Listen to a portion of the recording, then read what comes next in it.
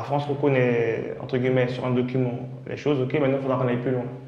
Mais après, pour qu'on aille plus loin, il faut que nous aussi, nous puissions balayer devant notre porte, parce que je pense qu'à différents niveaux, entre nous, on n'a pas fait le taf. Il y a encore des fractures, il y a encore des disparités.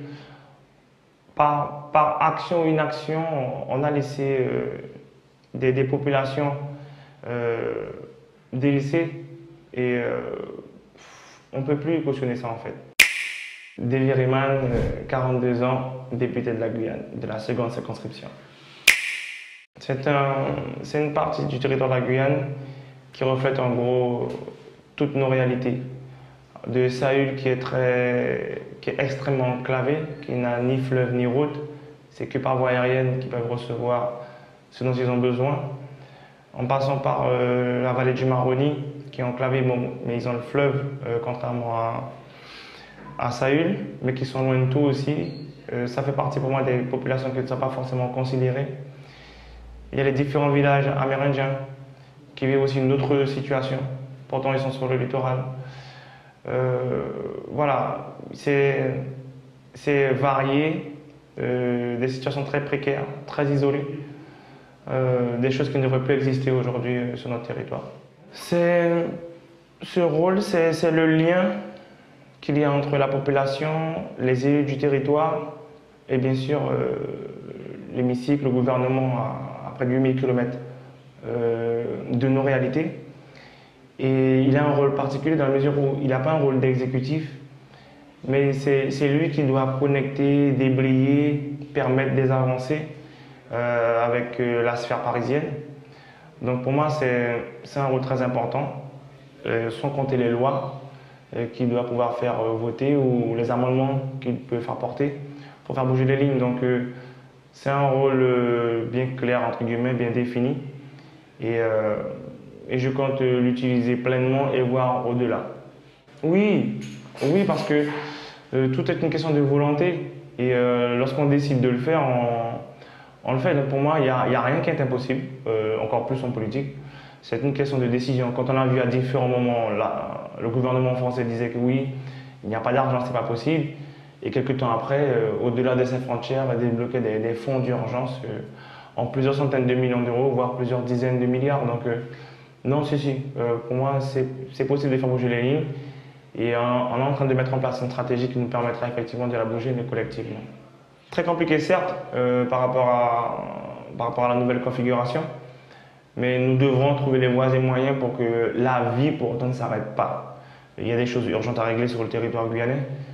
Donc, on essaiera de passer entre les mailles du filet, entre les gouttes, pour pouvoir vraiment réussir. Et comme je l'ai déjà dit, à chaque fois qu'on va tirer, je l'espère, on fera mouche et que les retombées pour le territoire et la population seront très rapides. Moi, je vais plutôt parler de ce que moi j'ai envie de faire et qui pourrait me permettre de pouvoir réussir, entre guillemets. Je dis le mot réussir, mais très humblement, parce que ça ne veut pas dire pour autant que les autres n'ont rien fait. Ça veut dire qu'on n'a pas réussi à mettre en place les choses qui permettraient à notre société vraiment de se projeter. Dire, ben voilà, on pourra, donc il commence à avoir les bases, on est prêt à y aller. En fait, c'est juste ça qui manque à mon sens, c'est poser ces bases qui permettraient à tout un chacun de pouvoir se projeter, d'imaginer et de se construire. Donc moi, c'est comme ça que je le vois et c'est pour ces choses-là que je vais me battre en priorité pour qu'on puisse vraiment avancer collectivement. Et pour ce faire, on devrait oublier personne. Tout le monde devra être embarqué et porter collectivement ces choses-là. Mais le point commun, c'est nous, c'est l'être humain. À partir du moment où est-ce qu'on a compris ce qui se passe, on se doit de faire ce qu'il faut. Et quand je dis que c'est nous, c'est parce que le problème qu'il y a sur la vallée du Maroni n'est pas forcément celui qu'il y a sur les Savales ou potentiellement moins sur Macoya ou Montigny-Ritonnet-Grande. Mais pour autant, nous sommes tous sous le même toit. Donc ce sera à nous, les êtres humains, au travers des actions, au travers des compréhensions, au travers de notre solidarité, de faire de façon à ce que les réalités et les souffrances des uns puissent être réglées grâce à la contribution des autres, vice-versa. Donc pour moi, c'est la relation qu'on va créer, déterminer et dynamiser entre les hommes et les femmes d'un même territoire qui permettront d'avancer et de progresser positivement. On peut se tromper. On peut se tromper. Moi, j'ai pas peur de me tromper. On peut faire un choix aujourd'hui et en s'avère demain qui ne soit pas bon. Ça ne nous empêchera pas de faire autrement, de recommencer ailleurs. Il ne faut pas qu'on ait peur de ça. En fait, il ne faut pas qu'on ait peur de se tromper. Ça ne doit pas être une espèce de crainte maximum qui nous rendrait inactifs. Non. Je prendrai des décisions, je ferai des choix qui potentiellement pourront être une erreur. Ça ne m'empêchera pas de la reconnaître et de refaire et refaire mieux, et ne pas commettre la même erreur. Donc, je ferai des choix au départ, mais si jamais je me trompe, je n'ai aucune crainte à recommencer, à faire mieux derrière. Ça veut dire, sur des dossiers, des sujets très importants, avoir cette cohérence, cette concertation importante entre les deux parlementaires que nous sommes, et quitte à aller voir les ministères, le gouvernement ensemble et avec d'autres. C'est dans ce sens-là qu'on parle de solidarité. Lorsqu'il s'agira de l'intérêt du territoire, on fonctionnera comme ça. Bien sûr, Jean-Victor a sa philosophie, j'ai la mienne, il a une approche, j'en ai une, mais elles ne sont pas forcément antinomiques, elles seront potentiellement complémentaires. Et on a cette acquaintance forte tous les deux, puisqu'on se connaît depuis pas mal d'années. Et donc, nous misons là-dessus pour avoir cette force de frappe double dès le départ. Et puis, bien sûr, qu'on espère qu'il embarquera les autres afin qu'on soit plus nombreux et à défendre les intérêts du territoire. Dans le préambule des accords de Guyane de 2017, la France reconnaît être responsable de notre situation. Pour moi, ça s'est gravé dans le marbre, c'était promulgué au journal officiel, on ne peut pas y échapper. Pour autant, je pars du principe que lorsqu'il y a une situation conflictuelle, il y a toujours c'est sur la réciprocité, puisque nous sommes des êtres humains, donc il y a une action, il y a une réaction, et après il peut y avoir une escalade potentielle. Donc, la France reconnaît, entre guillemets, sur un document les choses, ok, maintenant il faudra qu'on aille plus loin.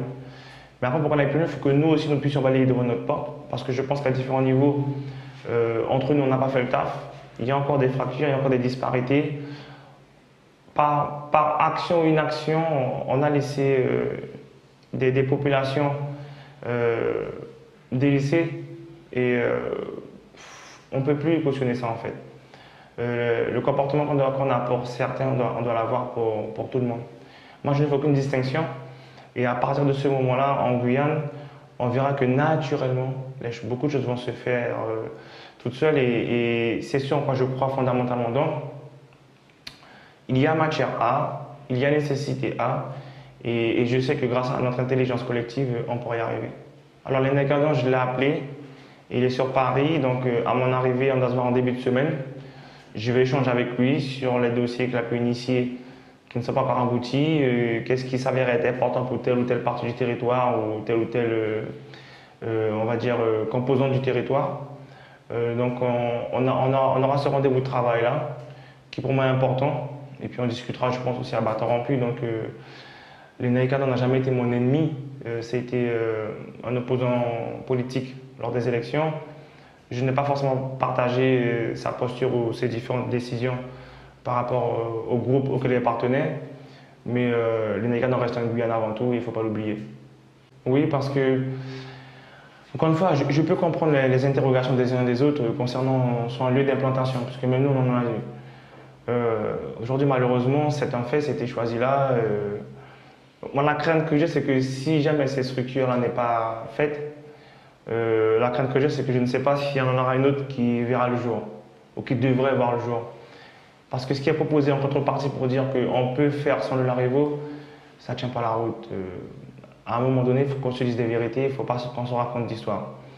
Et je rappelle que le Larivot, c'est vraiment pour consolider l'île de Cayenne et ce qui permettrait d'arriver d'autres composants d'énergie renouvelable qui sont de moindre capacité mais qui peuvent apporter tout autant sur le territoire. Donc, il ne faut pas mettre ces choses-là en opposition. Il faut vraiment être intelligent.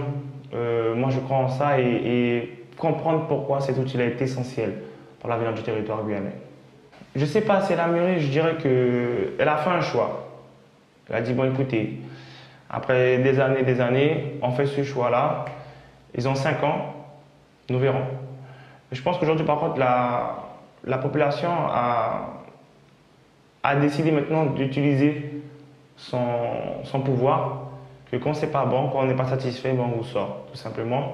On a vu que depuis quelques temps, depuis 2021, les changements se sont opérés, ils ont été initiés. Donc c'est un signal que doivent entendre tous les autres qui sont en place. Si vous ne faites pas le job, vous allez sortir. Et c'est la démocratie qui s'exprime. Et moi, je suis d'accord avec. Si on n'est pas bon, si on n'est pas à la hauteur du job, on sort. En allant vers eux, c'est pas parce que l'on est élu, on doit croire que nous sommes supérieurs aux autres. Les compagnons de fortune d'hier sont les mêmes demain, parce que demain, on aura besoin d'eux. Donc, pour moi, la meilleure des manières, c'est en allant vers eux, leur montrer qu'on est toujours enclin à travailler avec eux, à porter les dossiers ensemble, à faire les choses évoluer ensemble. Tout ce qui nous différencie, c'est juste qu'il y a un qui est élu aujourd'hui, l'autre qui ne l'est peut-être pas, mais ça ne doit pas remettre en cause ce qu'on a déjà fait. Donc pour moi, c'est comme ça que je le vois. Et c'est comme ça que je continuerai en tout cas. Ma famille, mon entourage, la population elle-même. Après, je dis qu'on arrive à un âge où on ne change pas en fait. Si demain je prends un autre chemin, c'est pas que j'aurais changé, ça veut dire que le fait d'avoir obtenu cette fonction politique révélera mon vrai visage, tout simplement. Je me révélerai aux autres, mais je crois dur comme fer que le vrai visage, les gens le voient depuis pas mal d'années déjà, et c'est le même qui verront durant cette mandature-là. Donc, moi, personnellement, je n'ai pas de crainte parce que, en fait, je sais pourquoi j'y vais. C'est pas pour juste se faire plaisir. Je suis pas venu en politique parce que je me rasais pour dire je veux être un grand élu. Je suis rentré dans la sphère politique parce que je sais que c'est là que les décisions se prennent et on peut avoir une influence positive pour tout un territoire et toute une population. Donc là-dessus, moi, je ne crains pas ça. J'ai juste hâte de commencer et de mettre en œuvre. Oui, ma grand-mère, c'est elle qui a permis aussi ce que je suis. Puis j'ai une pensée aussi pour mon grand-père, parce que je me rappelle en 2017, je l'ai perdu pendant la campagne électorale. Et donc, ce sont des choses qui, à chaque fois, sont des repères pour moi qui me permettent de garder le cap. Parce que lorsqu'on a reçu une éducation telle que la leur, lorsqu'on connaît aussi notre histoire, on n'a pas le droit d'aller faire des bêtises. C'est pas permis en fait, parce que c'est ce qui fait que les gens après vous disent finalement, ben voilà, ça sert à rien. Donc, je suis conscient de ce que l'on peut représenter et je me dois d'être au rendez-vous pour que les gens soient dignes en fait. Mettre de temps en temps, je dirais pas tout le temps parce que ça va peut-être demander beaucoup à certains et certaines, de temps en temps, qu'on mette juste notre ego un petit peu de côté, qu'on voit l'intérêt supérieur du territoire guyanais et de la population qui est en souffrance, et puis qu'on y aille quoi. On a été élu pour ça. Moi, comme je l'ai dit, je ne fais pas de parti pris, quelle que soit la couleur politique. Moi, je suis là pour le territoire guyanais et toute la population. Donc, on doit pouvoir le faire et j'espère qu'on y arrivera franchement parce que c'est tout mon leitmotiv aujourd'hui. Donc, en faisant ça déjà, on fait un grand pas en avant, ensemble. Et là, je pense que les gens verront les choses aboutir plus rapidement qu'hier, en tout cas. Moi, l'approche que j'en ai, oui. L'approche que j'en ai, oui, parce que le parcours syndical que j'ai pu avoir me permet d'avoir un regard bien précis sur le monde de la politique. Et donc, ce ne serait pas le même regard que par exemple celui qui sortirait d'une autre sphère et viendrait. Mais ça ne veut pas dire que pour autant que les regards différents sur un même sujet ne nous permettent pas d'aller vers le même objectif. Donc moi je le prends comme ça, j'arrive avec un autre regard, une autre posture. Certains comme d'autres en auront éventuellement des différents. Mais si on a un objectif commun, on doit pouvoir avancer ensemble.